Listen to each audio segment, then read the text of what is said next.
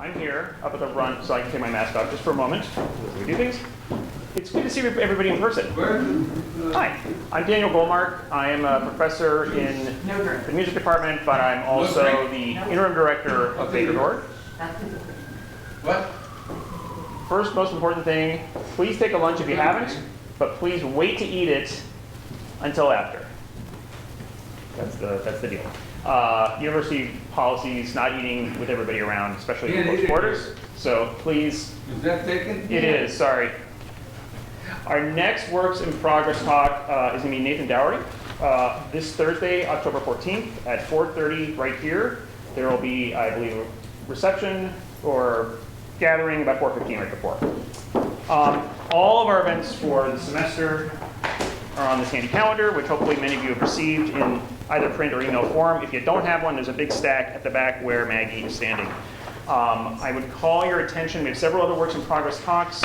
We also have a visiting scholar for the Walter Strauss Lecture Series in November, and that is Sylvester Johnson, who is going to be coming here visiting from Virginia Tech. And then also for the Richard Campen Architecture Lecture, Pascal Sablon is going to be giving a talk on Tuesday, November 9th. And she's a really amazing speaker. So please grab a calendar. We'd love to have you come to any and all of our events. Today, our speaker today is Professor Chris Haufe, who is an associate professor in the Department of Philosophy and also sits on the steering committee for the Baker Nord Center for Humanities. He is researching the idea of fruitfulness in science and mathematics and the epistemology of the humanities, among other things. He has three books in press or in progress, including Do the Humanities Create Knowledge from Cambridge University Press. And his talk today is titled Of Interest. Professor Haufe. I'm writing a book on the epistemology of the humanities, and the kind of motif of this book is to take the reasonably well understood epistemology of the natural sciences and kind of look at the humanities as if all disciplines are created equally in some sense, and kind of look at the humanities through the lens of the epistemology of the natural sciences and mathematics, specifically the social epistemology. So, not asking questions like, why don't we perform, controlled experiments in all humanities departments, but, what is the function of peer review in the humanities, or, how does grant proposal review or something work? Right, so the kind of social dimension of the production of scholarship is the focus of this book, and just kind of looking at the contrasts and overlap across the kind of two domains. And so this is one focus in that book on the notion of interest and the role that it plays in kind of governing research. Okay, so I'm just going to read my talk. There was a question in the chat from last year's talk. Is this guy just going to read his talk? The answer is yes, and it will be for any subsequent talks I give. In March of 2018, Congressional Representative Lamar Smith of Texas, head of the House Committee on Science, Space, and Technology, released the latest in a series of statements over the past decade which criticized the National Science Foundation for, quote, funding too many projects that seem marginal or frivolous, unquote. The real trouble began in 2013 when Representative Smith, through his committee, requested all documentation related to 5 grants awarded by the NSF that year. When the NSF denied the request, Smith's committee came back with a similar request, only this time the scope had widened to over 50 grants. Again, the NSF denied the request. After an increasingly tense back and forth between Smith and the NSF, Smith ended the impasse by pointing out that the House Committee had absolute legal authority to review any NSF documents it wanted to. At this point, Smith's committee was allowed to come to a little room at NSF headquarters to review the files, which allowed NSF to satisfy the request while making it as unpleasant as possible.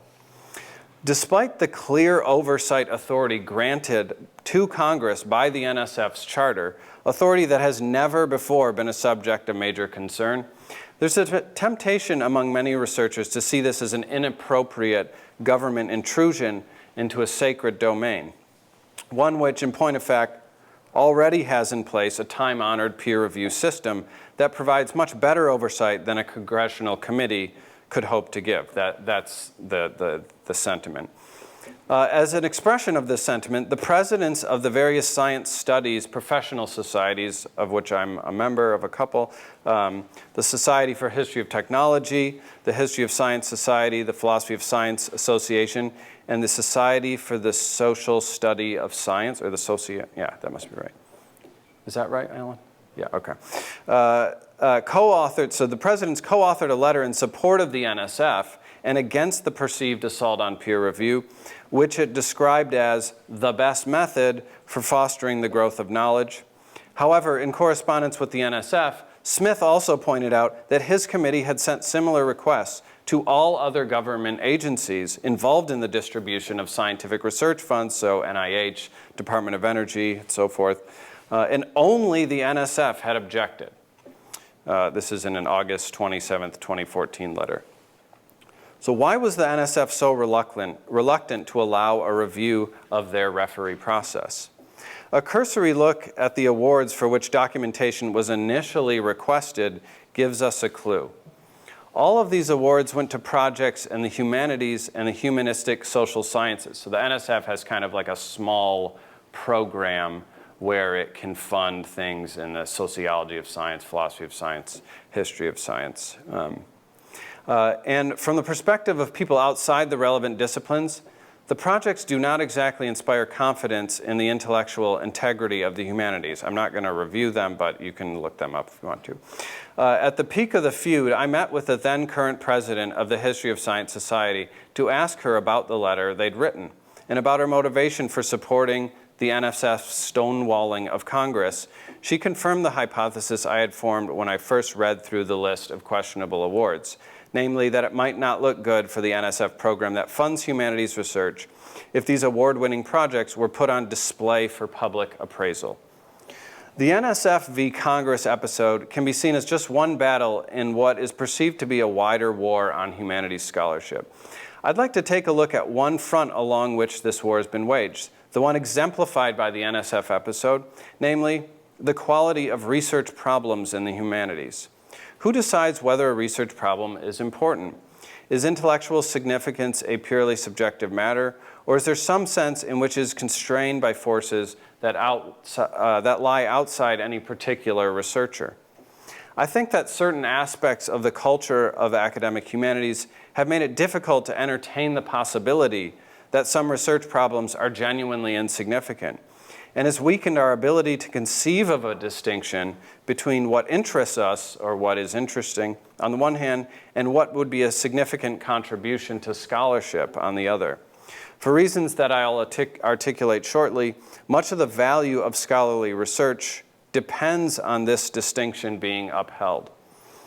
In the remainder of this paper, I argue that interest or interestingness, which I'll use interchangeably, can serve as a reliable guide to the detection of important research problems, but only under specific conditions. This argument begins by reflecting on a specific cultural difference between the natural sciences and the humanities that exemplifies the disparate roles that interestingness plays in the two domains. I explain how this specific difference is a symptom of a much more far-reaching contrast between them. And this contrast tracks the differences in the tendency of something of genuine scholarly significance to emerge from the pursuit of research questions that one finds interesting.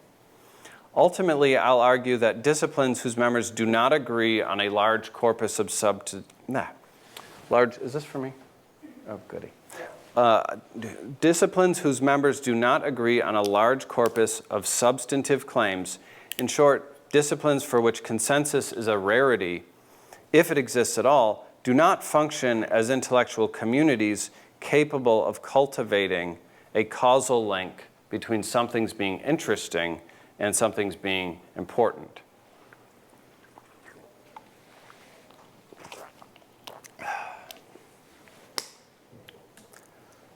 conflicts of interest. I frequently have occasion to interact with natural scientists across a variety of disciplines. I'm a philosopher of science. At professional meetings or conferences, colloquia, or just casually around campus. Because I'm curious about the kinds of things they're researching, I'll typically ask them about what they're working on. Scientists usually have several versions of this answer in their quiver. There's kind of the professional insider's version, which often will state a specific research problem or a range of problems denoted by a single term, like I work on caustics or something. There's the professional outsider's version, which is organized around references to things that are kind of generally familiar to people with graduate training in the natural sciences. And then there's the polite version. I'm a physicist or biologist or something. If the person I'm talking to knows that I'm a philosopher of science, I tend to get something like the professional outsider's version, sprinkled with insider tidbits in direct proportion to the specificity of my follow-up questions, right? So they can kind of get a sense of, roughly the terrain, and then they modify their discourse commensurately. This packaging schema is familiar to humanists as well. I think I certainly have some version of this. My polite version, I teach history and philosophy of science, is basically designed to conceal the fact that I'm a philosopher, because it's not the kind of designation that you want to invite follow-up questions to. It's like telling somebody at a party you're a dermatologist. They're like, what do you think this is, right? Like, it leads you to places you just don't want to go. During my conversation with scientists, I also make a point of asking why the thing they're working on is important. My motivation for asking scientists about the importance of what they're working on is one of professional curiosity. It's actually a very economical way to get up-to-date information on the current problems in the field and how they relate to another. This strategy works because the question of why this is important is understood by them as asking what other sorts of issues their research bears on. And again, the form that their answer takes will be tailored to what they think I'm prepared to hear. The insider's version might cite other outstanding questions out of which their question emerges. The outsider's version might point to broader fields of inquiry of which that question is a part. And the polite version is usually a reference to its relation to kind of a widely known area of concern outside of science, so climate change or cancer or something like that. Beneath the variety of answers, though, lies a common spirit to these responses, in that each of them attempts to connect their research question with something that their interlocutor can be assumed to recognize as important.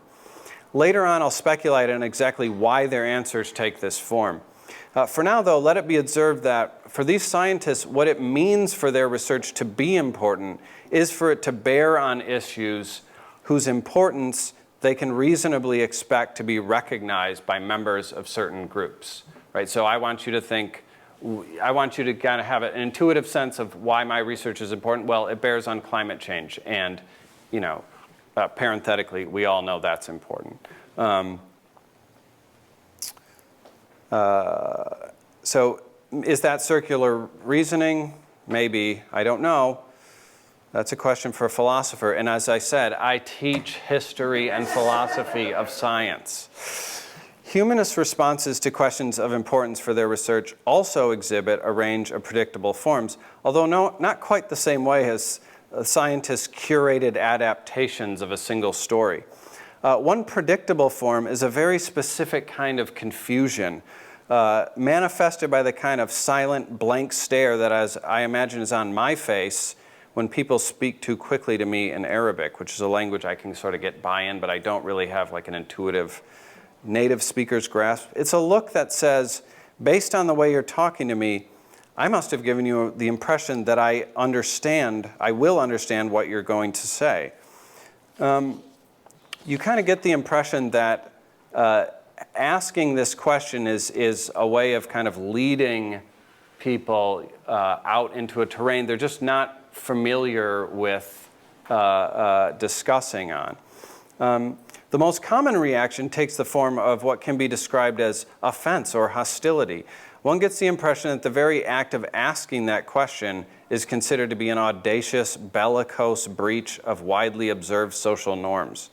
Now, to be honest, my intention in these contexts almost always is to violate a widely observed social norm in the humanities, but sometimes you sort of have to violate that norm in order to draw attention to the fact that it exists and subject it to scrutiny.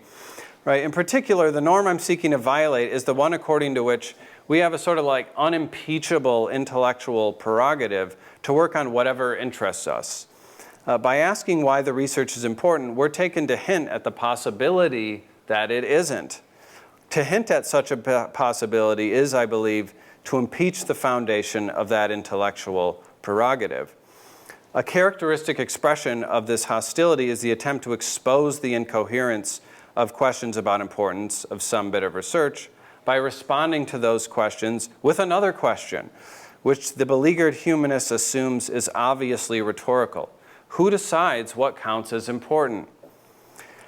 I want to pause for a second to reflect on what kind of disciplinary cultural norms would need to be in place in order for it to be obvious to someone that there is no answer to the question, who decides what counts as important? First, notice the contrast with many of the natural sciences. In all my years of pestering scientists, not once has someone stumbled or taken offense to a question about the importance of their research. They just answer the question. In that culture, it is in no way obvious that the question, who decides what counts as important, is rhetorical. The reason it is not obviously rhetorical is because there's a clear answer to it, an answer that is reflected in the spirit of the responses to questions about the importance of specific problems that I surveyed above. The answer is that the disciplinary community decides what's important. That is why the importance of a specific problem is understood to hinge on its connection to other problems whose importance is already known. Known to whom? To the disciplinary membership. This is one of the ways in which certain disciplines in the natural sciences function like traditional cultures. There's a concept of kind of like the known good, right? The commonly known good, which practitioners use to guide them towards research problems in which the community has, sometimes explicitly, sometimes implicitly, recognized as being particularly significant. Part of what I want to address in this talk is how facts about what is important in a research context come to be fixed at the community level and how practitioners gain access to those facts. The rhetorical version of the question, who decides what counts as important, presumes one of two things. Either that there is no fact of the matter as to which research problems are important, or that because importance is entirely subjective, a problem becomes important simply by being of interest to some researcher. Perhaps it presumes some hybridization of these. There is only a fact of the matter regarding a problem's importance insofar as some researcher is interested in it. It is not obvious to me whether such a position can be cogently defended. It is clearly false in the context of scientific research, a point for which I will argue in more detail below.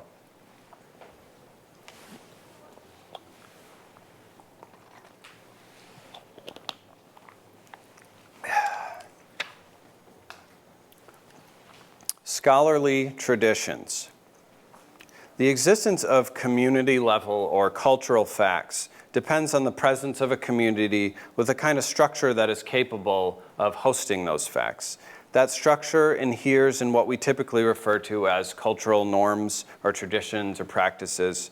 Different sets of traditions facilitate the development of yet other traditions, forming something like a cultural scaffold in which the existing set of traditions constrains the set of subsequent possibilities for future cultural expression. There are lots of different mechanisms by which these structures get perpetuated from one generation to the next.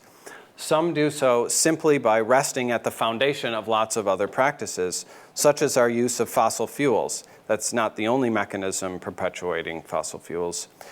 Evil also plays a significant role. Probably the great majority of cultural norms persist through cultural osmosis, unconsciously absorbed as a byproduct of being immersed in a given environment. No one has to instruct a British lad in the subtle art of understatement, for instance. Different mechanisms perpetuate cultural practices with varying degrees of fidelity. And the fidelity of those mechanisms bears significantly on the long-term stability of the culture. One particularly high fidelity mechanism is direct enforcement. We instruct novices in the how-to of specific practices, or we tell a child, you do this, you don't do this, or we reprimand them. In that instructional context, those practices acquire normative significance. Oftentimes, the normative significance is directly enforced. We do things this way rather than that way because that way is bad and this way is good. Explicit instruction through exemplification is one of the primary means by which a sense of value is acquired. And this is something that Michael Clune's written a lot about recently. Once a practice has been imbued with normative significance, group members have a motivation both to learn the practice and to transmit it to others. As the practice gets taught from member to member, or from generation to generation, its normative significance travels along with it. In this way, the spread of practices through direct instruction creates communities whose members are bound together by a shared understanding that the relevant practice is widespread because it ought to be. For such a community, the existence of certain normative facts about how things ought to be, for example, are fixed by that shared understanding. So it's not facts, say, about some kind of physical, chemical, completely human independent fact, right?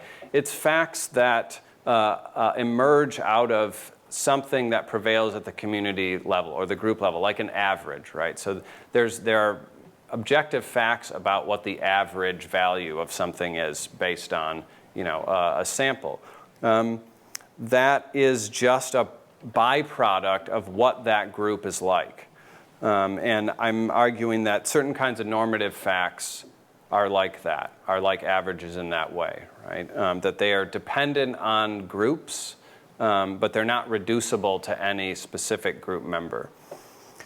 I've just sketched a general picture of how a tradition of direct instruction can give rise to communities capable of grounding normative facts about what their members ought to do. I want to use this sketch to examine what I take to be a highly instructive contrast between cultural practices in the natural sciences and the humanities with respect to how research problems are selected.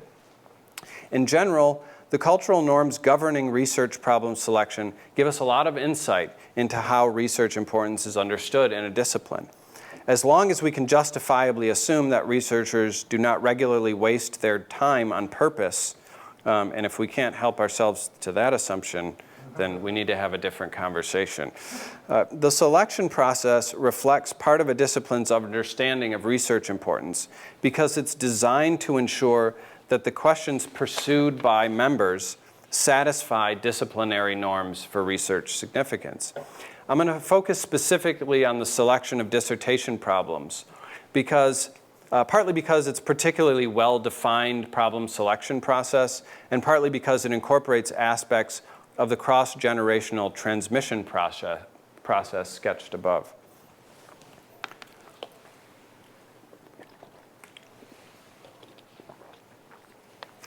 Let's begin with the natural sciences. First, I want to acknowledge that, like every cultural tradition, the dissertation problem selection process admits of a variety of permutations across a variety of disciplines. I'm going to focus on a particular style of problem selection because it appears to be overwhelmingly the most widely employed style. If you're a graduate student in the natural sciences, how do you decide what to work on for your dissertation? The short answer is that you don't decide at all. You are assigned a topic by a professor in your department. It's also fairly routine for departments to make the following distinction. If you come into the department with external funding, you're allowed to choose with whom you work. If you are funded by the department, you will be assigned an advisor. But even when you choose with whom the person you're going to work with, right, they'll assign you the problem they want you to work on. In fact, the freedom to choose research problems is routinely not extended even to postdoctoral researchers who are hired because, one, they possess a particular skill that the principal investigator's chosen problem requires, but that the principal investigator himself lacks, or two, because the investigator's problem requires the effort of multiple practitioners of the same specialty.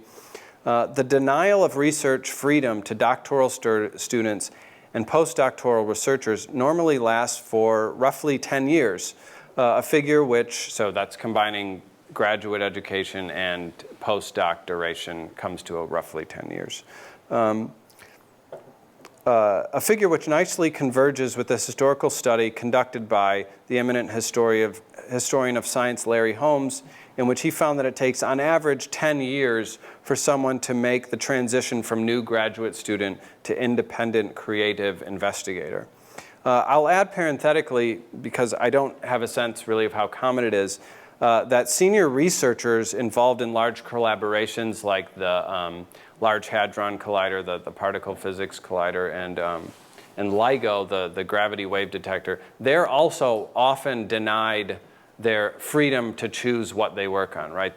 They elect to be part of the collaboration, and then the management of the collaboration says, your group's going to work on this, your group's going to work on this. It's tempting to think that the practice of assigning dissertation topics is a practical necessity born of the constraint imposed by the need for laboratory space for research in these disciplines. This is incorrect. Only some research in the natural sciences requires laboratory or field work, yet the practice of topic assignment is general across all different kinds of research. Topic assignment is also practiced in mathematics, but again, that's not something I have a good sense of how widely it is. Why then would these disciplines resort to such authoritarian measures, if not out of practical necessity? Plainly speaking, it's because members of the disciplinary community have identified certain problems as the problems that ought to be worked on, due to their particular degree of importance, and they do not have confidence that a graduate student will be able to accurately assess a problem's degree of importance, and so to just go ahead and pick one on their own. When I describe this tradition to my fellow humanists, they are uniformly surprised. I'll give you a moment to collect yourselves if you're a humanist right now. There is often a sense of visceral revulsion that this news tends to induce, one which was crystallized for me in 2019 when, in response to hearing it, a senior historian shot back in horror, "Why not have arranged marriages too?" Long have I reflected on these words. The tone of shocked offense in this historian's voice is like seared into my mind. I think it's worth reflecting on this episode for a bit because of the way in which it exemplifies certain deeply entrenched features of disciplinary culture in the humanities. I mean, it wasn't like after a moment's reflection, she objected, "Oh, this is just perverse." It was instantaneous. I think that is the effect of kind of like an internalized kind of cultural norm that I'm going to try to describe. First of all, let it be observed that the United States is not exactly a model of marital bliss. Is our own cultural approach to marriage really so vastly superior to arranged marriages that one could safely assume that the question, why don't we have arranged marriages too, would be understood rhetorically? I mean, maybe we should have arranged marriages. I think that's something that we could discuss. It's not obviously rhetorical to the cultures in which that is a prevalent practice, right? I mean, it's obviously rhetorical in our kind of cultural context, but because of the specific system of norms that we have in place, right? In truth, I don't think the rhetorical force behind this historian's question was supposed to reside in the kind of differential prospects for a successful marriage between the two systems. She actually meant something much more instructive. What she felt that why not have arranged marriages too was an appropriate response to hearing that scientists assign topics to their students because to her, the two processes are in some sense analogous. She holds both to be sacred rights of self-realization. In her disciplinary culture, a graduate student's dissertation topic selection is treated as a rite of passage and is frequently accompanied by all the self-doubt and soul-searching and other varieties of mental anguish that are standardly associated with the transition to a new phase of life. The graduate student selects a topic which interests her deeply and which she feels she has something new to say. Special priority is typically given to research questions that no one has asked before, and I'll say more about that in a little bit. In short, selecting a dissertation topic is a deeply personal matter in these fields. To violate that personal prerogative would be quite like telling an artist what she has to paint, or telling someone whom to marry. Her attempt to ask the arranged marriages question rhetorically was based on the presumption that being assigned a dissertation topic is obviously a gross violation of basic cultural norms, protecting the right of an individual to self-actualize, as obvious and as gross a violation as assigning them a marriage partner. Despite the attempt to make it rhetorical, though, the question, why not have arranged marriages too, actually does have an answer. One which tellingly draws upon the same principles that deprive the question, who decides what research counts as important, of its own rhetorical force. In point of fact, there are lots of cultures that have systems of arranged marriages. Certain features of their community structures make such a system possible. One feature is plainly the pre-existing tradition of arranged marriages. In these cultures, you can literally ask someone to arrange a marriage for you. It could be a friend or a relative or a person in the community with a track record, right? Not like a marriage service or like a marriage website or something, but asking somebody whom you know, right? Can you find someone for me to marry? And often you don't even have that much agency. I can't do that in American culture, not really, right? The idea of asking my parents to find someone for me to marry is bizarre and counterintuitive. I like my mother would just, I can't even like imagine how she would understand that question. But for anyone who comes from a culture in which it is routine, it doesn't seem bizarre at all. It seems perfectly natural. There are a lot of other interesting parallels, but it would take us really deep into the arranged marriages system, so there's no time for that, unfortunately. In the same way that our regional culture lacks the community structures that make a cultural system of arranged marriages possible, I believe that contemporary humanities cultures generally lack the substrate of cultural norms that make it possible to distinguish between personal interest and disciplinary importance. In our culture, scholarly research, like marriage, is conceptualized as an act of self-actualization or self-expression. The goal of an act of self-expression is to create an external representation of one's personal value commitments. Within this framework, the distinction between some things being important and some things being important to me evaporates, right? For in the context of self-expression, my highest priority is to produce a representation of something that I hold dear. It is only by doing this that I can successfully engage in self-expression. What's most important in this context is whatever holds value for me. Scholarly research functions as an act of self-expression in the humanities in that it is routinely treated as a vehicle for articulating one's thoughts on a subject that is of immense personal interest to him. Is it any wonder then that practitioners might have a hard time conceptualizing the importance of a research problem in a way other than whether it is of interest to that practitioner? When we treat scholarly research as if it were predominantly a platform for self-expression or self-actualization, we make it conceptually impossible to draw a distinction between what is important on the one hand and what is interesting to oneself. For instance, I'm interested in Charles Darwin's conception of natural law. That interest alone functioned as a sufficient justification to me for spending 4 months out of a 2-year postdoc researching the topic. It never even occurred to me to so much as think about whether that was an important topic. I'm not even sure the question of whether it was important would have made sense to me. Embarking on this project was simply me exercising my culturally sanctioned scholarly prerogative to pursue what interests me. To ask whether the subject of an act of self-expression is important is, at best, to misunderstand what self-expression is about. At worst, it is a personal attack. And I think that's reflected in a lot of interactions that I precipitate. Now, I'm not questioning the value of self-expression. As a recovering teenager, I appreciate the degree of centrality that acts of self-expression can come to command in a person's life.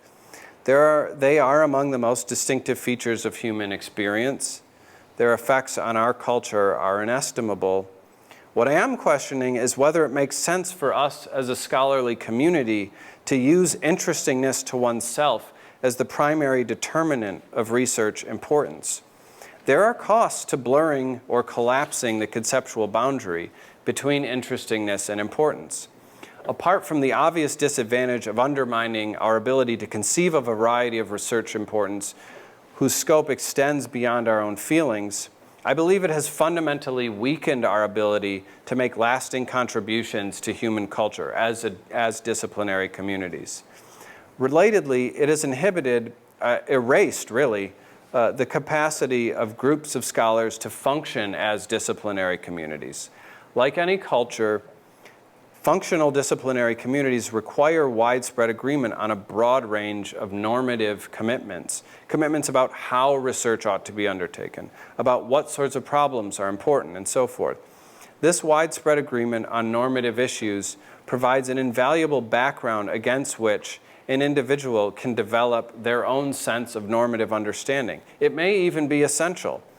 When our selection of research topics is driven not by a sense of importance whose source is external, but by our own individual sense of interestingness, we undermine our ability to develop the kind of shared understanding of importance that can support the development of deeper and richer lines of inquiry.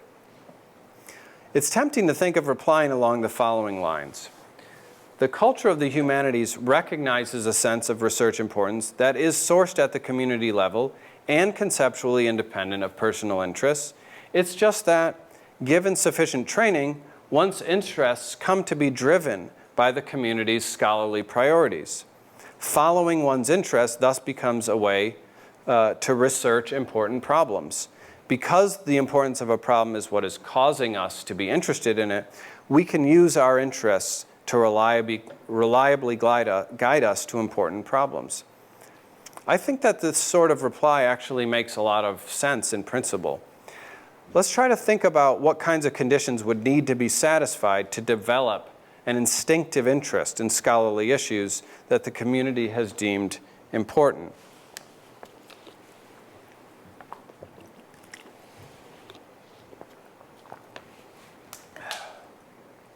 At a minimum, it would require that there be widespread agreement across community members with respect to which problems are important.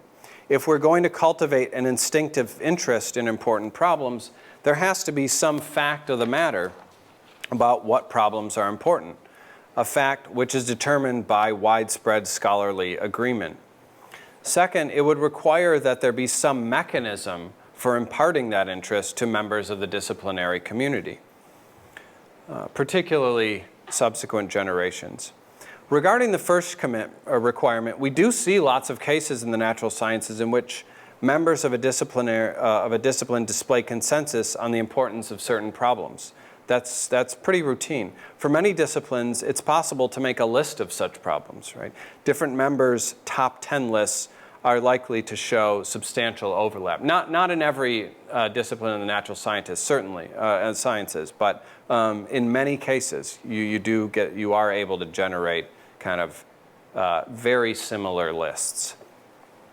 The general agreement among practitioners with respect to which problems are important is what makes it possible, in principle, for others to learn what those problems are. It is, I believe, no coincidence that these are also disciplines in which all available textbooks tend to cover the same content, often right down to the order in which topics are presented.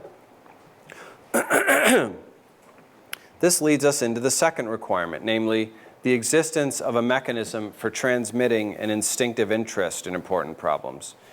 Disciplines in which there is widespread agreement on such issues display an impressive ability to propagate that agreement. This cannot be by magic. In fact, I think the transmission process is just so familiar that it easily escapes our notice. In these disciplines, practitioners routinely pass down the facts about problem importance through direct instructions. This instruction can be explicit, as in, this is an important problem. This is not an important problem. It can also be implicit, as when a doctoral advisor assigns a problem to a graduate student. The fact that the advisor is working on such problems and that she assigns related problems to her limited supply of graduate students is itself a signal that the assigned problem is important. Again, assuming that we can help ourselves to the presumption that advisors are not in the business of intentionally wasting their time and the time of their students. I think that it's fairly typical for practitioners in these sorts of disciplines to develop an intuitive interest in or a sense of the discipline's important problems, in much the same way that members of a norm-saturated culture come to discriminate on matters of value in the prevailing cultural mode. Let's see, how much time do I have here? Okay. It's worth observing that neither of these conditions can be effective without the other. Consensus on important problems makes little difference to the historical trajectory of research if those problems are not being inherited by subsequent generations of scholars. Similarly, a tradition of direct instruction in the importance of certain problems will not have much effect if everyone is being instructed in the importance of different problems. Or to put it slightly differently, if the prevailing disciplinary understanding of importance is indistinguishable from interestingness to oneself. In the absence of a substantial base of agreement on the importance of certain problems, all that I end up teaching my students is that certain problems appeal to me. In a way, I also end up teaching them, sometimes by explicit instruction, that the proper way to select a research problem is to pursue what most interests them. It's far from clear that any such system of norms exists in the current cultural manifestation of humanities disciplines. It is far from clear that any such system could exist. The difficulty is not simply that our disciplines lack consensus on the range of important problems. It's actually significantly deeper than this. The difficulty, it seems to me, is that to the extent that we do transmit a sense of how to detect a kind of importance that does not reduce to mere self-expression, it is through the pursuit of novel problems solely for the sake of their novelty. Using a combination of referee reports and interviews, Michel Lamont, who's a sociologist, study of how professors think in the humanities, the book was called How Professors Think, examined the review practices of grant proposal referees for major humanities grants. This investigation showed that humanist estimations of a research problem's significance are strongly tied only to one other feature of a research proposal, originality. Now again, these data are opaque, so it's important not to be overconfident in what they might mean, but it is suggestive that no other evaluation criteria were as dominant nor as closely associated with one another. Humanists tend to regard a research project as highly significant if and only if it is highly original. We're fortunate to have some very good data on grant proposal referee practices in the natural scientists, which come from statistical analyses of nearly 40,000 referee reports. There are many things one could say about these data, but what matters for present purposes is how closely a referee's estimation of a grant's significance is correlated with his estimation of its other qualities. Here we find that when a referee thinks that a project is significant, he almost always thinks it also has a high probability of completion, which is what's called the approach score. This is because significance is partly defined in terms of the probability that the proposed research will add to existing knowledge. If the probability for completion is low, the probability of adding to existing knowledge is correspondingly low. The part of significance not covered by probability of completion has to do with the referee's estimation of the research question's importance, a measure defined by the referee's knowledge of how many other problems and fields the project promises to bear on, as well as how long its effects will be felt in the relevant disciplines. These two factors, importance and probability of completion, determine almost all of a proposal's overall score. So if you do even slightly poorly on either of those, you're not getting funding. By contrast, significance and originality are not at all closely correlated in these grant assessments. And a proposal's originality score has almost no effect on its overall score. In the current culture of our disciplines, a project's intellectual merit is conceived of overwhelmingly in terms of how much of a break it is with previous research. Different methodologies apply to different problems, interpreted with different theories derived from different frameworks. To do something very different is a reliable way of doing, by our lights, something very important. The notion that importance in humanities research is defined overwhelmingly in terms of novelty or difference obviously would, if true, explain why significance and originality estimates are so tightly correlated among humanists. Both estimates are tracking the same underlying property. It could also explain why graduate students are subject to so few constraints when choosing a dissertation problem.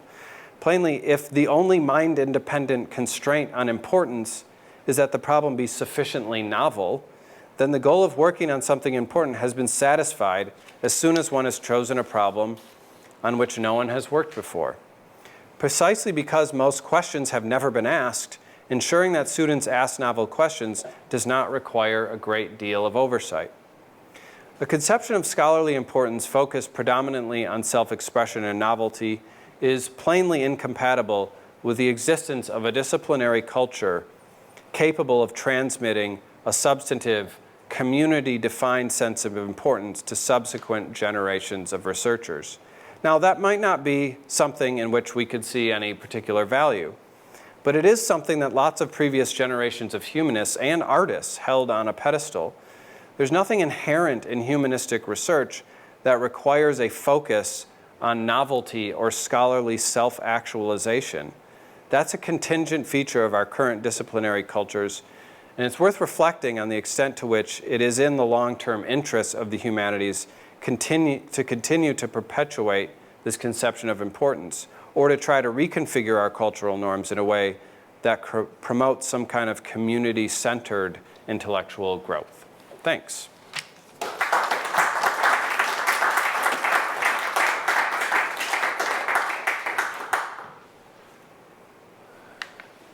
Yes, Professor Clune. Thanks a lot for that, Chris. I thought it was fabulous. So my question is, I'm trying to understand how to square a lot of your account of humanities. I agree with, and makes sense in my experience. But one thing that seems maybe odd is that in my experience, this kind of scattershot approach to problems is matched with a kind of overwhelming conformity, right, with respect to how those problems are considered. And what I mean by that is, my own sense is that the humanities, for a while now, increasingly, are dominated really by moral criteria, right? And you know, so when I was in graduate school, the relevant moral criteria was sort of a holdover from the 70s and 80s.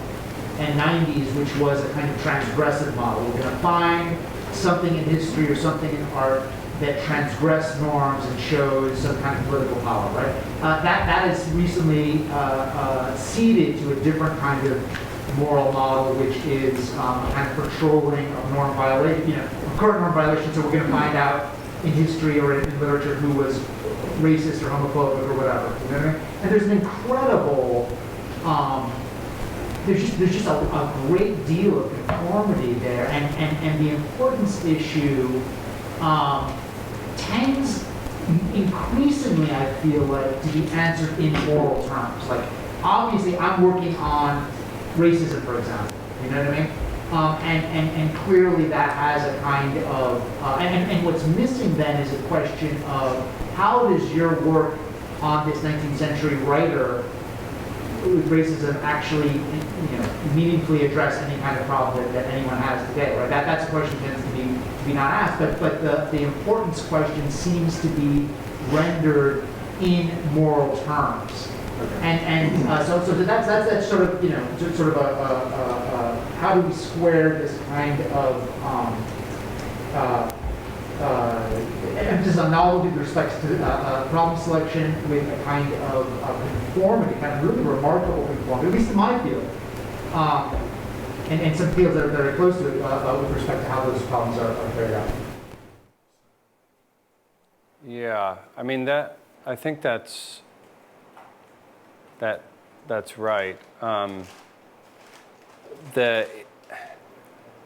think it's worth elaborating a little further in that the moral issues that seem to be governing things are not like discipline specific, right? They're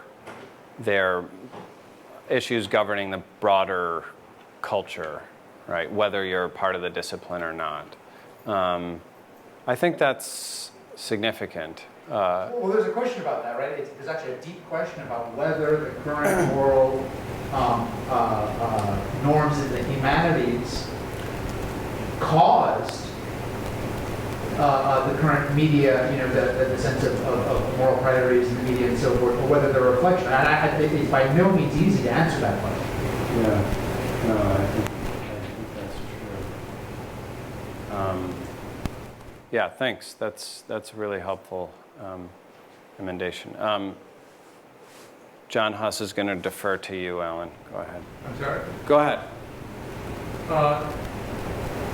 So what I was thinking about listening to your talk, which I thought was terrific and filled with interesting questions and reflections. But what I was thinking about something that you only alluded to and didn't really directly address, which is the contrast between relatively well-funded natural sciences and almost completely unfunded humanities. And it makes a difference about, it seems to me, it makes a difference about what people in either field think is interesting, because in one case they're trying to get funded, in the other case it's almost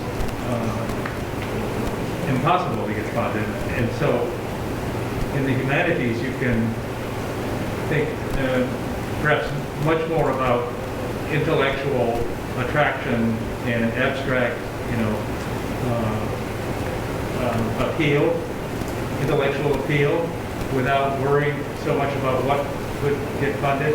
Whereas in the natural sciences, you've got to fill out that NSF form, and I've done that, and you get this question, which is one of the primary questions: what are going to be the broader impacts for American society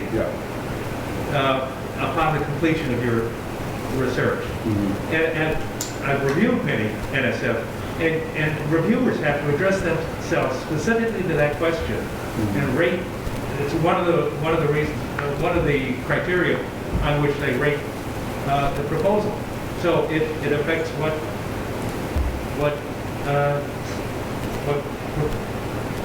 ideas are thought to be interesting because they have to be funded.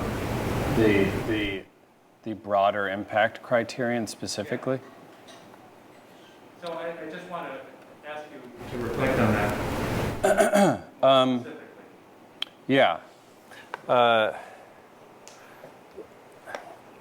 The current way in which the natural sciences are funded is relatively new compared with the tradition of modern scientific inquiry itself. I don't think the community level dynamics that fix facts about what is important are as recent a vintage as the way in which research projects are funded. So I think that you do see a lot of uniformity with respect to what people regarded as important before people were dependent on grants. I think that it's, there are pressures now to appeal to a community sense of importance explicitly that probably are new with that system, right? And I think that to the extent that the kind of funding scheme does constrain what people work on, I think that it does.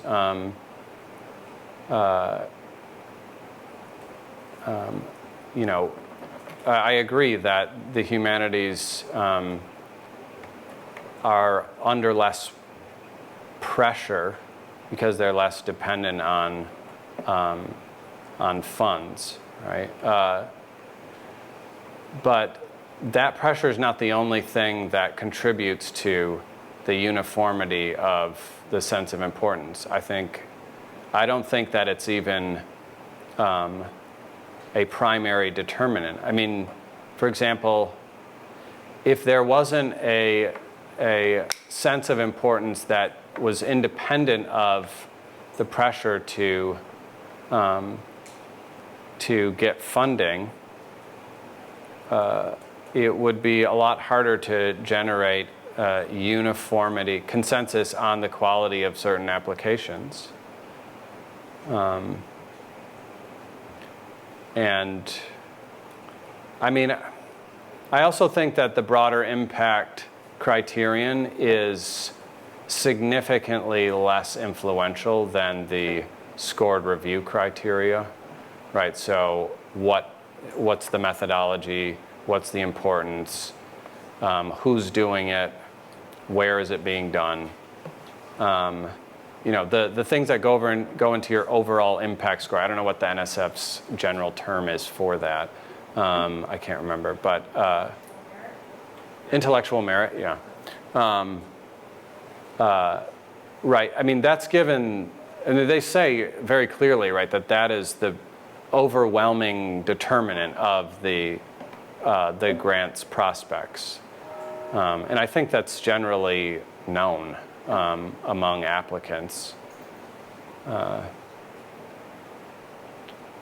But yeah, it's not a. Then it goes to a review panel Yeah. that sifts through all these individual reviews. And Right. Yeah. A review panel that is not constituted by experts in that field, right? So you have like a bunch of experts in the field get together, they look at the stack related to this field, then the survivors from that stack go to like a higher level of administration that is not composed of like narrow specialty experts, and then other criteria come into play. Yeah, for sure. Yeah, John.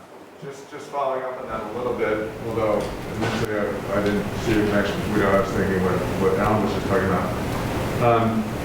Lee Van Valen was a evolutionary biologist at the University of Chicago, and a really, really creative one, like a maverick who came up with a lot of ideas that a lot of people still refer to and so forth. He never got NSF funding, or he really struggled to do so, and at a certain point he just gave up. And one of the things that he mentioned as to why he didn't get grants was that he refused to bend and kind of massage his description of his research so that it would fit into what were clear to everybody as being the main norms that were governing what was a worthwhile research project. And he just believed, I need to be intellectually honest, I'm going to say exactly what I'm going to do, I'm going to explain exactly why I'm going to do it, and I'm not going to try and bend it and make it seem like more societally relevant than it really is, or more relevant to the reigning problems in the discipline than it really is.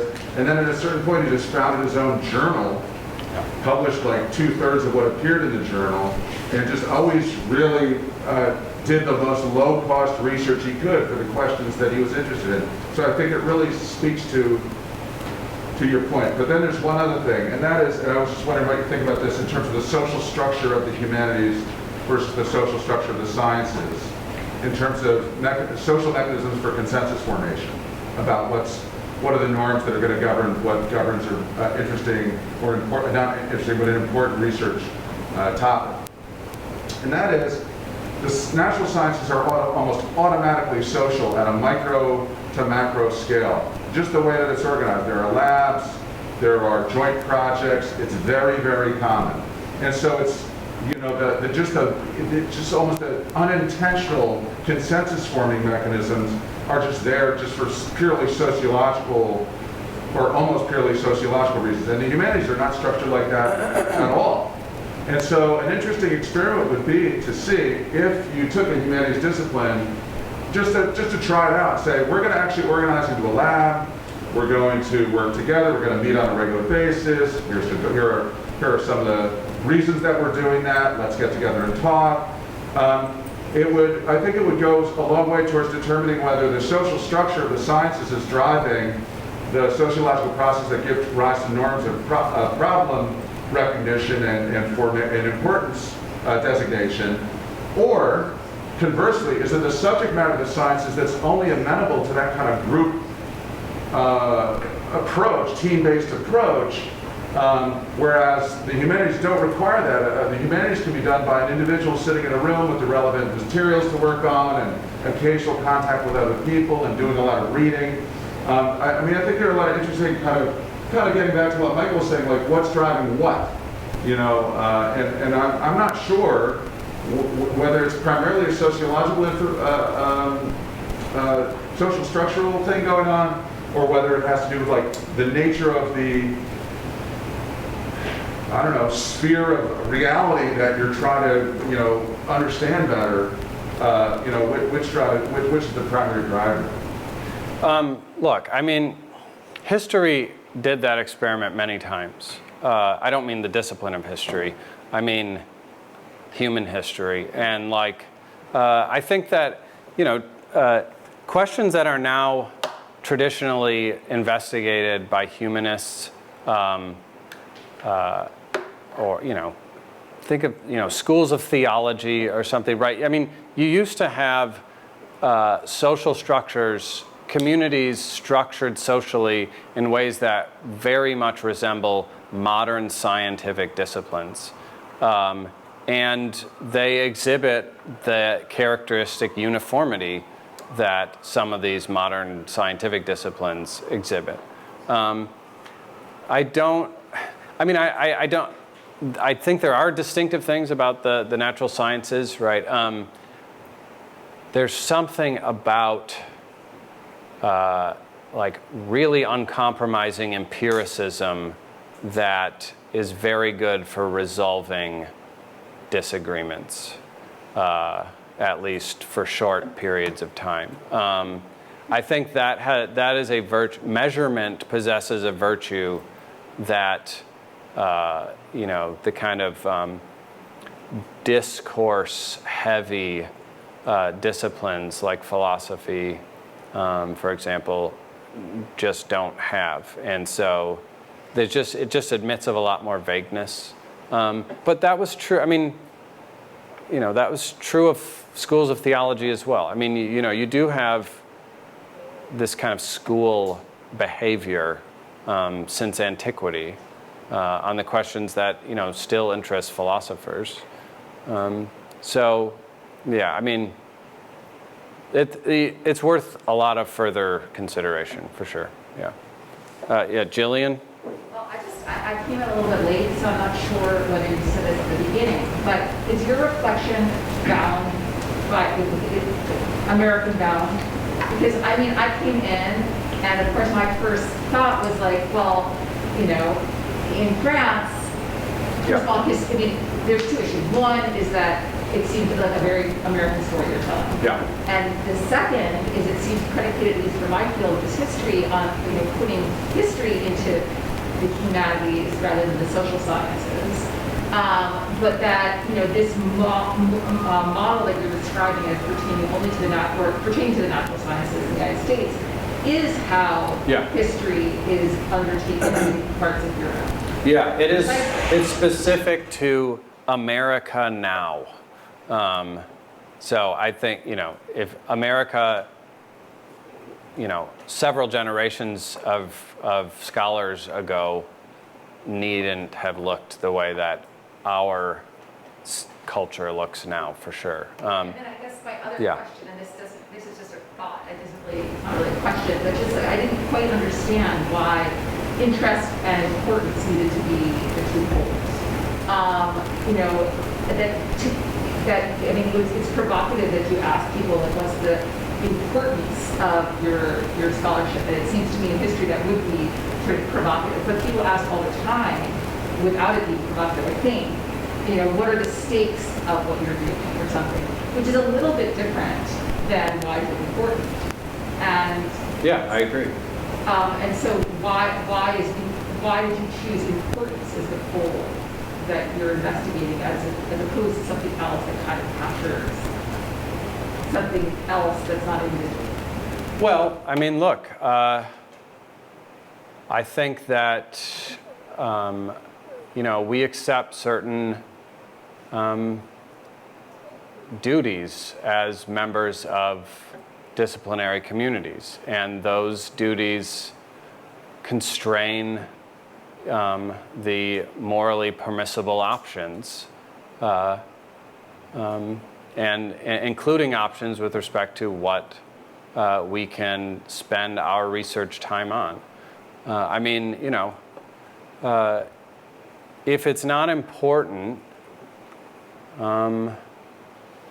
why am I not just writing it down in a diary instead of, publishing a book or an article telling everybody about it? So, I think that there's importance, there's a normative dimension to importance that I think is not as easily tapped into with a word like stakes, which could just mean implications or logical implications. But the fact that this is not a provocative question in every discipline. I think that is a significant datum. That's mostly what interests me. But yeah, what are the stakes? I guess I could do that more politely. Thank you, Jillian. See, you appreciate the normative dimension of this problem as well. You just want to apply it specifically to me. I think it's a great place to say thank you once again to Professor Haufe. Please hang around for discussion. Please grab a lunch before you leave, and